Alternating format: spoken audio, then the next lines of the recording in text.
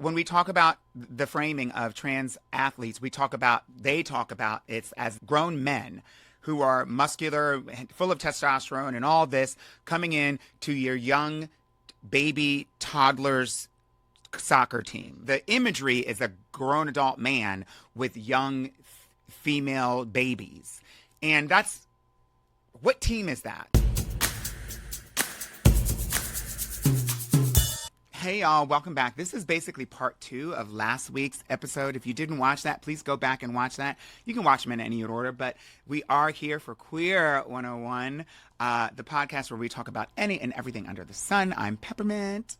And I'm Hugh the historian, and I'm so excited to get back to our conversation about activism. I feel like we were just starting to touch some of what was happening today, because if you are listening to this, I'm going to make a few assumptions that you are in touch with the queer community. You have some idea of what's going on, but I can say that there is such a fire hose of bullshit happening right now that it feels like I catch some things, I miss other ones, and there's so many things to be talking about. I mean, we could go on endlessly about queer history and the activism in history and how important it is, but I think the most important part of it is that we learn how to do better this time. And one of the things that is like top of my mind right now, and Pep, you and I were just talking about this, is what's going on with the Olympics, banning trans women from competing, and in fact, how invasive these new policies are. And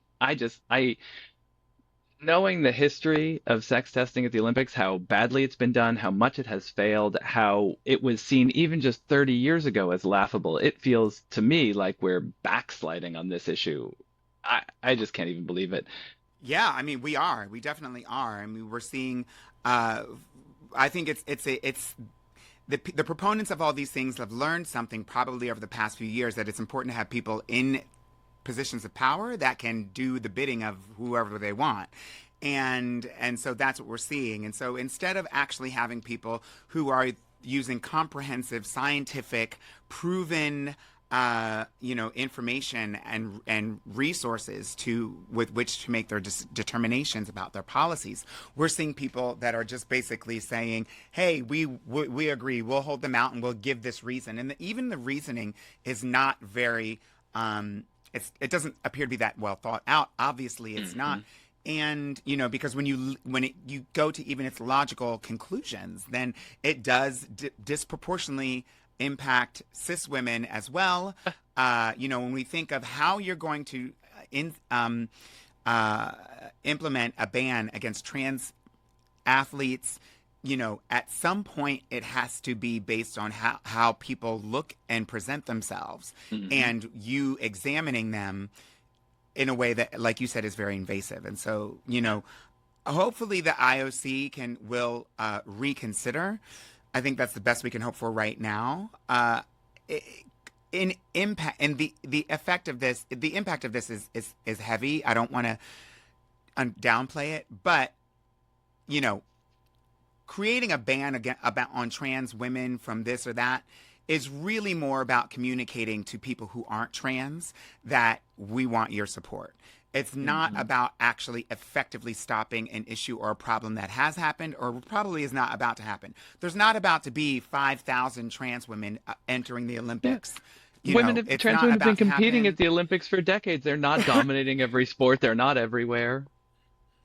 But what this is going to do, I think, goes back to what you were saying last week about how control, right? It's like, yeah, sure, maybe you might think this is just the Olympics, but well, when does that sex testing start then? If you're an athlete that wants to be pro, that wants to go far, are you going to be tested? Is your coach going to want to test you before he takes you on? Is your school going to test you? Like, this is going to control the lives of so many athletes who are never going to go anywhere near the Olympics. It's that domino effect, like you said. And who are not trans. It's going to impact cisgender women who are not trans, because if you blend in, if you're trans, they're not going to know. And it's not like they're saying, if you're trans, volunteer, tell us you're trans, and then we'll test you. They're saying, we want to get into the pants, into the blood, into the hormones of every single person coming through the door. If you Hmm. have an ID checking policy, you have to do it to everyone. And that's the thing. The same thing with these voter ID laws that we're seeing, which kind of goes back to the birthright citizenship question. And so with the IOC, it is about sort of, again, manufacturing consent and changing the Hmm. entire tone on how people generally feel, because you can't discriminate against trans people and ban them from receiving gender affirming care if you require that gender affirming care to get into the Olympics. And so, Hmm. in order to have it go across the board, you have to kind of visit every single industry and say, y'all need to implement your anti-trans, whatever it is. Are you a bakery? You better figure out a way to ban trans people from the bakery. You know what I mean? Because then Hmm. your tactic of starving trans people and saying that trans people aren't allowed to have access to food won't work if the bakery is willing to sell them food.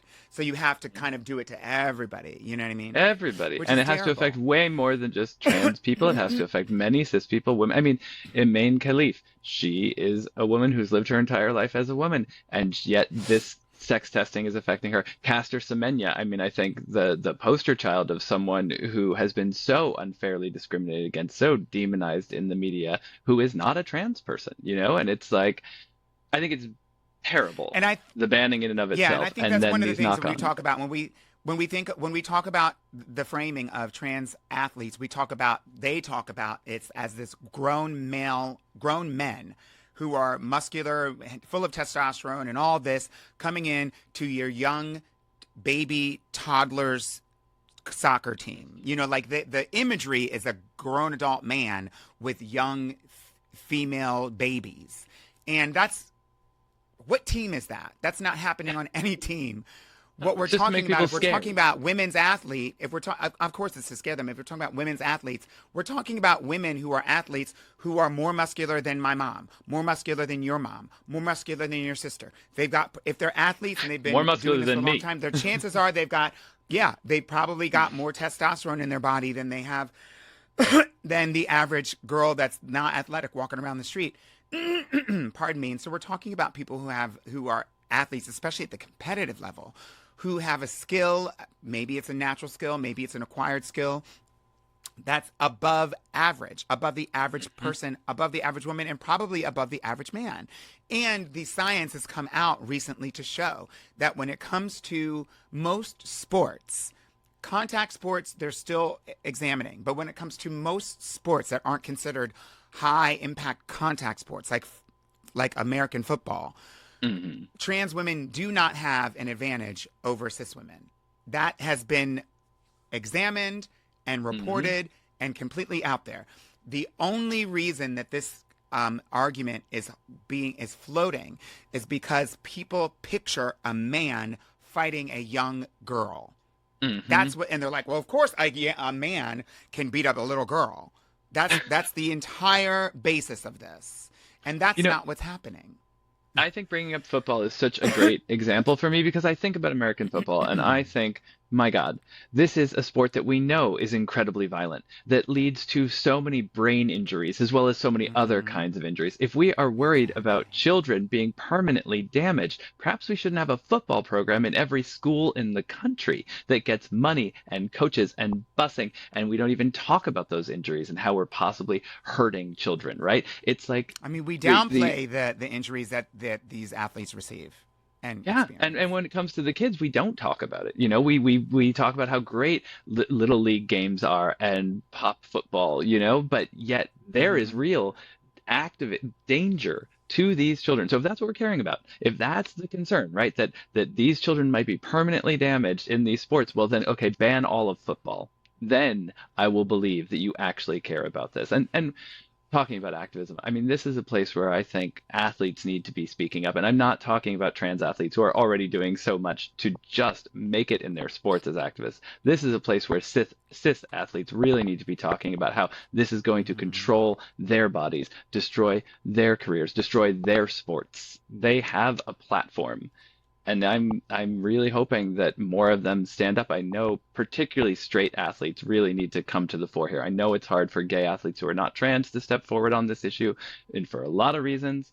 But like when the biggest voices out there are like fucking Martina Navratilova being hateful turf, where are the other athletes? I want to see more of them stepping Yeah. up.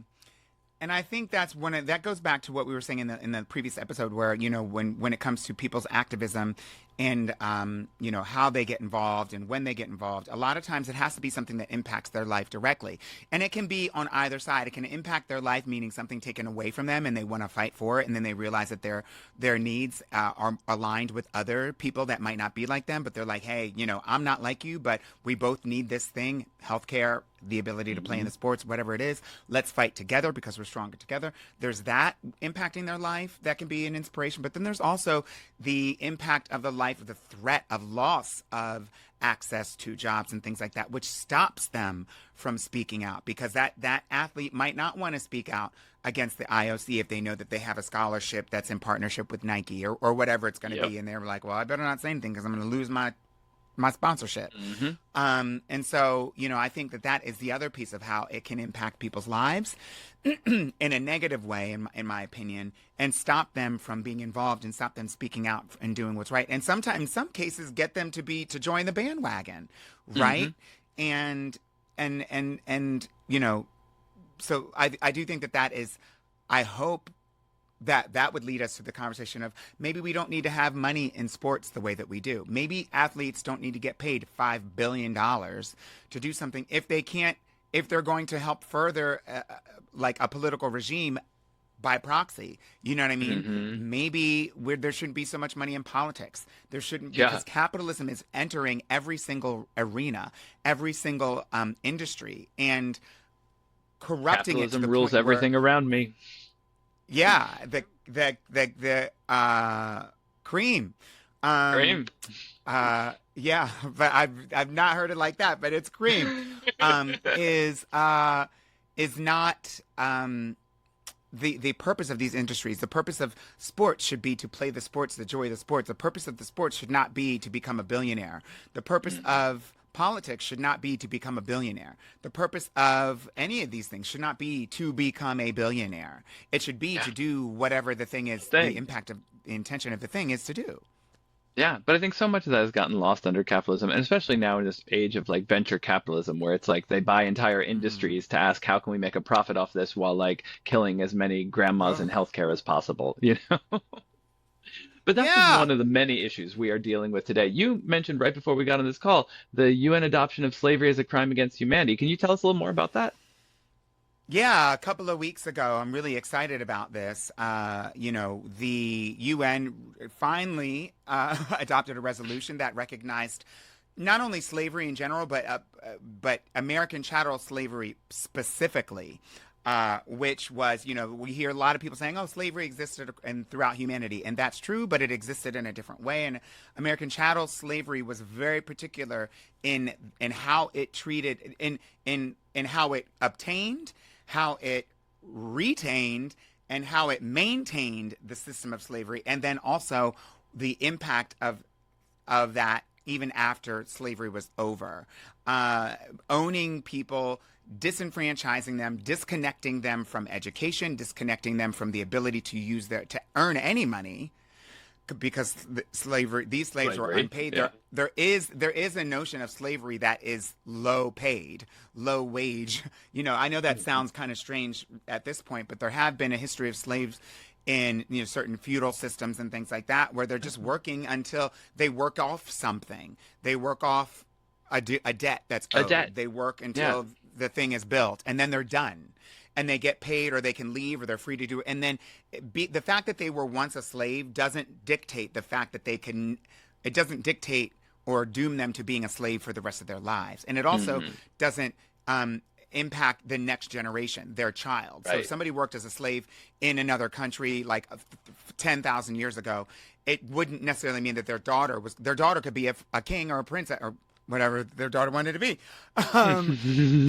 But in American chattel slavery, the mandate was, not only are you a slave and I'm getting your unpaid labor, but I'm going to make sure that your children and your children's children and your children's children's children are impacted and indebted to the system that they will never be able to get out of. And they will be in a societal system. They'll live in a society that will always see them as the bottom rung, the lower caste, and they will never be able to get out of that. And the fact that we're going to connect blackness to slavery in a way that's inextricable. And so then even when slavery is gone, people will still look at blanket blackness and you'll still be the lower class.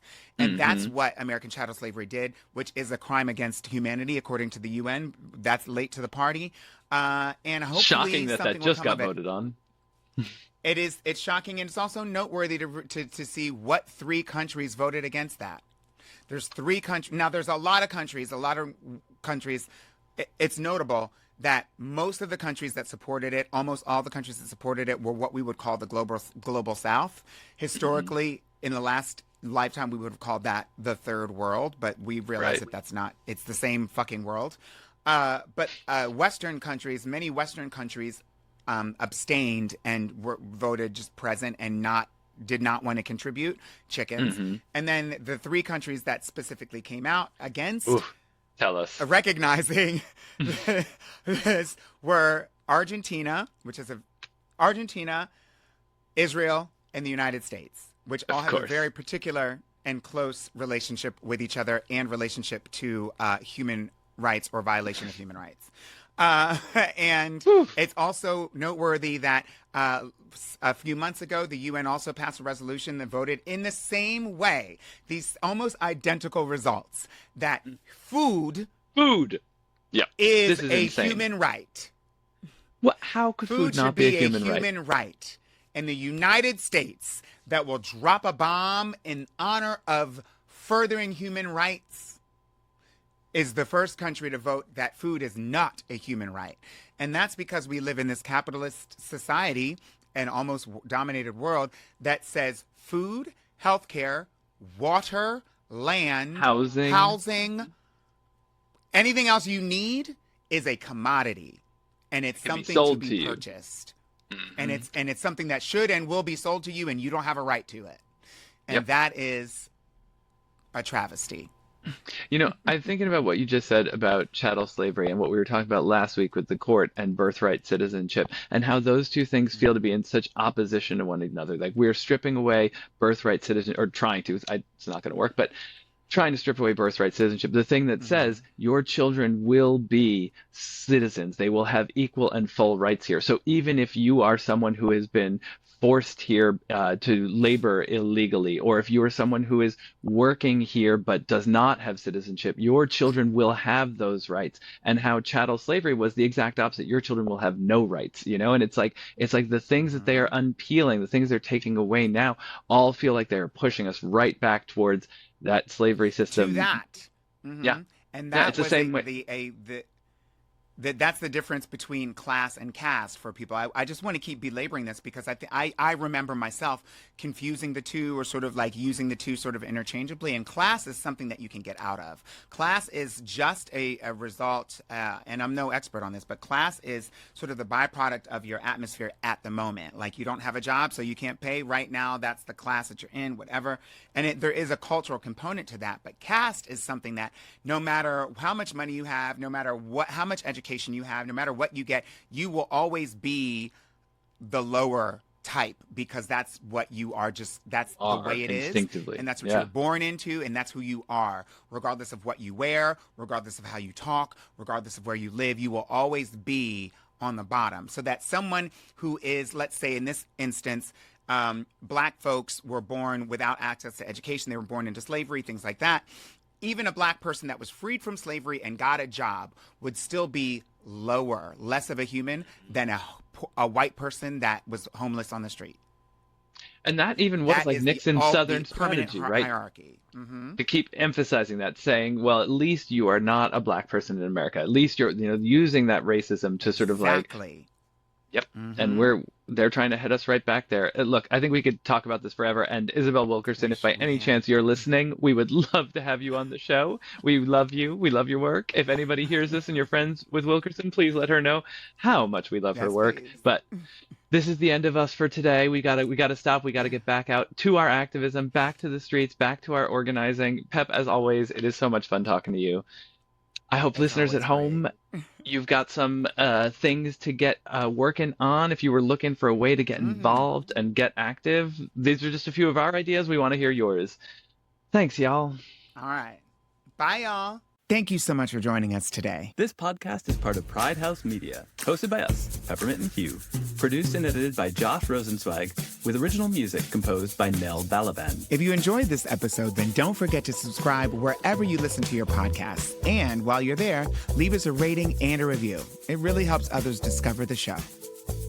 You can stay connected and join the conversation by following us at Peppermint 24/7 or write to us at questions@queer101podcast.com. Thank you for listening. And remember, our history is your history. Stay proud, stay curious, and we'll see you next time on Queer 101.